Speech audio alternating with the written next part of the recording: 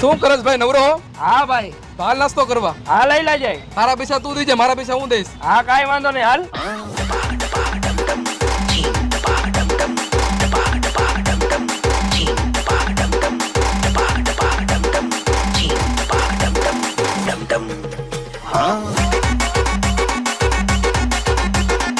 કેટલા રૂપિયા દેવાના ભાઈ અમારા બેના થઈને? તમારા 50 રૂપિયા અને આ ભાઈના 50 રૂપિયા બેયના થઈને 100 રૂપિયા દેવાના. હા ભાઈ લાવ ભાઈ 50 રૂપિયા.